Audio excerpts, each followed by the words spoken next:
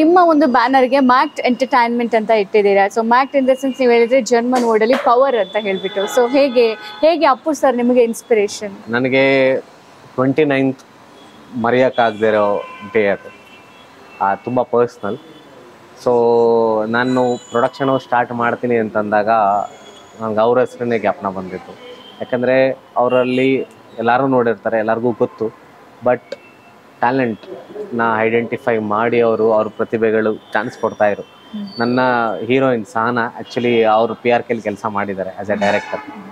So ಆ ಥರ ನನಗೂ ಬೇರೆಯವ್ರಿಗೆ ಆಪರ್ಚುನಿಟೀಸ್ ಕೊಡಬೇಕು, with the technical team, artist ಅದು ಇದು ಅಂತ ಅಂದ್ಬಿಟ್ಟು.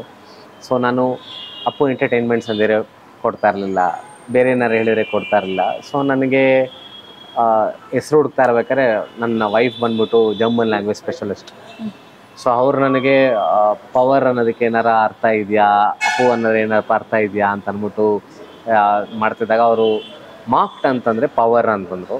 ಓಕೆ ಚೆನ್ನಾಗಿದೆಯಲ್ಲ ಮಾಕ್ಟ್ ಅಂತ ನನ್ನ ಫ್ರೆಂಡ್ಸ್ಗಳಿಗೂ ಹೇಳಿದೆ ಮಾಕ್ಟ್ ಅಂತ. ಈಗ ತುಂಬ ಚೆನ್ನಾಗಿದೆ, ತುಂಬ ಚೆನ್ನಾಗಿದೆ ಅಂತಂದರು. ನಾನು ಅದಾದಮೇಲೆ ಚೇಂಬರ್ಗೆ ಹೋಗ್ಬಿಟ್ಟು ಮಾರ್ಕ್ಡ್ ಎಂಟರ್ಟೈನ್ಮೆಂಟ್ಸ್ ಒಂದು ಸ್ಟಾರ್ ಹಾಕ್ಬಿಟ್ಟು ಕೊಟ್ಟೆ. ಅಪ್ರೂವಲ್ ಆದಮೇಲೆ it was in their name. So marked ಮೇಲೆ ಒಂದು ಸ್ಟಾರ್ ಬರುತ್ತೆ, it is called power star entertainments ಅಂತ. ಹೊಸ ಪ್ರತಿಭೆಗಳಿಗೆ ಚಾನ್ಸ್ ಕೊಡಬೇಕು ಅಂತ ಸ್ಟಾರ್ಟ್ ಮಾಡಿರೋದು ಮೇಡಮ್. ಓಕೆ. ಸೊ ಸಿನಿಮಾ ಮಾಡೋದಕ್ಕೆ ನೀವು ಯಾರ ಸ್ಫೂರ್ತಿ, ಯಾರ ಡೈರೆಕ್ಷನ್ ಸಿನಿಮಾಗಳನ್ನ ಜಾಸ್ತಿ ನೋಡ್ತಾ ಇದ್ರಿ?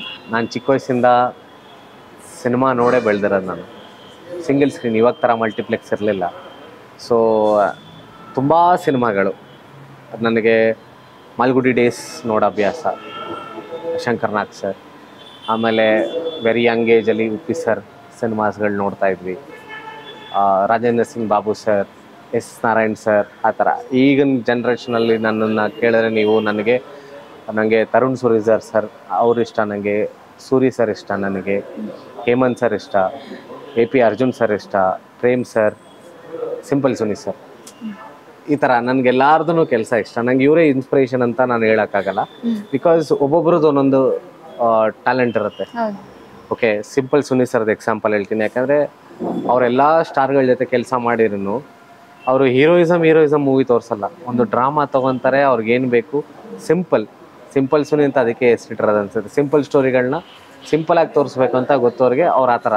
ಸೊ ನಂಗೆ ಆ ಥರ ಒಂದು ಕಾನ್ಸೆಪ್ಟ್ ಮೇಲೆ ನನಗಿಷ್ಟ. ಸೊ ನಂಗೆ ಎಲ್ಲಾರ್ದು ಅವ್ರ ಪಾಯಿಂಟ್ ಆಫ್ ವ್ಯೂಲಿ ಯೋಚನೆ ಮಾಡ್ತೀನಿ. ಬಟ್ ನನಗೆ ಇನ್ಸ್ಪಿರೇಷನ್ ಅದು ಇವರು ಎಲ್ಲರೂ ಮೇಡಮ್. ಸಿನಿಮಾ ಸ್ಟಾರ್ಟ್ ಮಾಡಿದಾಗ ಅಫ್ಕೋರ್ಸ್ ನೀವು ಹಾಕೊಂಡಿರೋ ಬಜೆಟ್ ಒಂದಿರುತ್ತೆ, ಹೋಗ್ತಾ ಹೋಗ್ತಾ ಬಜೆಟ್ ಕೈ ಮೀರಿರುತ್ತೆ ಅಥವಾ ಇನ್ನ ಕಡಿಮೆಯಾಗಿ ಉಳಿದಿರುತ್ತೆ.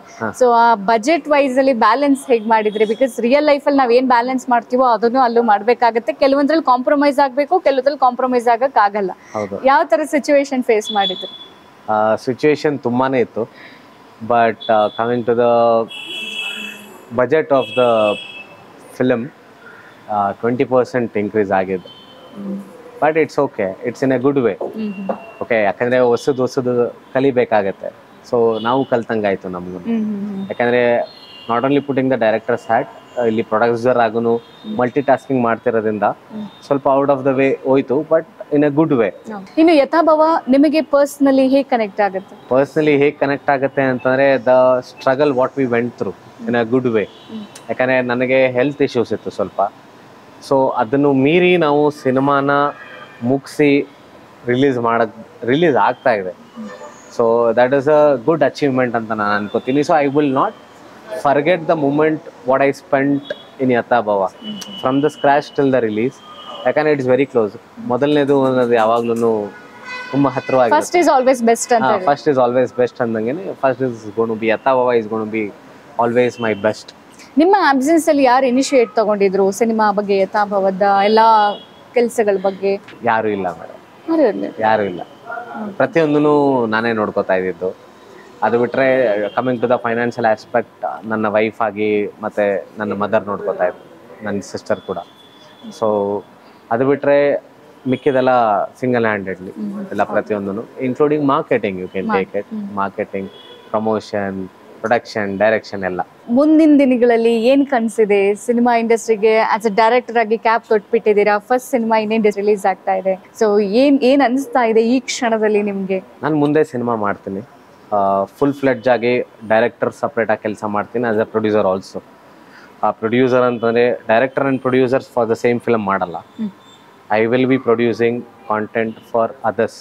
ನನಗೆ ಟ್ಯಾಲೆಂಟ್ಗಳಿಗೆ ಚಾನ್ಸಸ್ ಕೊಡಬೇಕಂತ ತುಂಬ ಆಸೆ ಇದೆ. ಟೆಕ್ನಿಕಲ್ ಆರ್ಟಿಸ್ಟ್ ಅಂತ ಅಂದ್ಬಿಟ್ಟು. ಸೊ ನಂದು ಪ್ರೊಡಕ್ಷನ್ ಕಂಟಿನ್ಯೂ ಆಗೇ ಇರುತ್ತೆ, ಅದನ್ನು ನೋಡ್ಕೋತಾ ಇರ್ತೀನಿ. ಡೈರೆಕ್ಷನ್ ನಾನು ಬೇರೆಯವ್ರ ಪ್ರೊಡ್ಯೂಸರ್ಗಳಿಗೆ ನಾನು ಕೆಲಸ ಮಾಡ್ತೀನಿ, ಯಾಕಂದರೆ I do have lot of scripts which are locked and everything. ನಾನು ಏನಂತಾನೆ ಅಪ್ರೋಚ್ ಮಾಡಬೇಕು, ಸಿನಿಮಾ ಆಗಿದ ತಕ್ಷಣ ಅಪ್ರೋಚ್ ಮಾಡೋಕ್ಕೆ ಸ್ಟಾರ್ಟ್ ಮಾಡ್ತೀನಿ. ಫಿನಾನ್ಷಿಯಲಿ ಬ್ಯಾಕ್ ಬೋನ್ ಏನು ನಿಮಗೆ ಸಿನಿಮಾ ಮಾಡೋದಕ್ಕೆ? ಫೈನಾನ್ಷಿಯಲಿ ಬ್ಯಾಕ್ ಬೋನ್ ಅಂತಂದರೆ my wife and my sister. ಅಷ್ಟೇ ಹೇಳ್ಬೋದು, ಇನ್ನೇನು ಹೇಳೋಕ್ಕಾಗಲ್ಲ. ಯಾಕಂದರೆ ನಾವು ದುಡ್ದಿದ್ದನ್ನೆಲ್ಲ ತಂದು ಹಾಕಿದ್ದೀವಿ.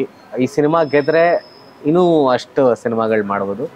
ಸೋತ್ರಂಗಂತ ಏನಿಲ್ಲ, ಸಿನಿಮಾ ನಿಂತೋಗುತ್ತೆ ಅಂತೇನಿಲ್ಲ, ಮಾಡೇ ಮಾಡ್ತೀವಿ. ಇಟ್ಸ್ ಒಂದು ಪಾಠ ಅಷ್ಟೇ.